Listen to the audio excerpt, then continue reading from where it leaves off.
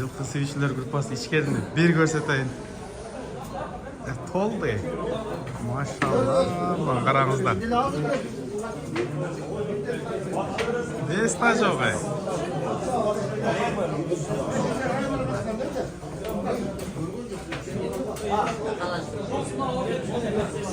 Жалалабадтан салам достар. Сүйүүчүлөр группасы бүгүн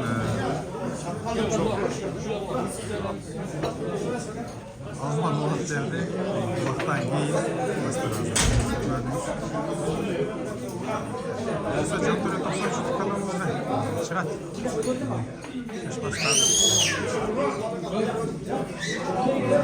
Canlıvatta. Sıyı tamamı oldu.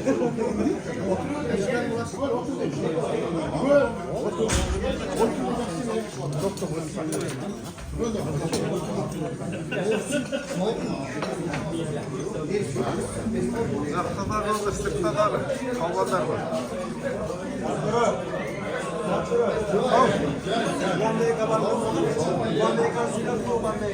Hazır nerede? Hızlıca da suyla çıkayım mı dostlar?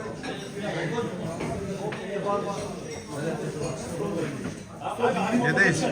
Uşul gruppanı tüptürgün Muslim Allah razı olsun 5 yıl tüptürgün Dördüncüsü Şunday Yolmuş oldu Bak oldu Bakın şeyinde vesile tanıştı Baktan giyinde Sıytı başına katıldı Buyursan bundan nare Bu düzülmesin Gel gel.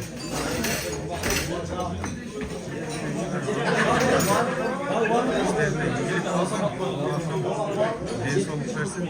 Sunday.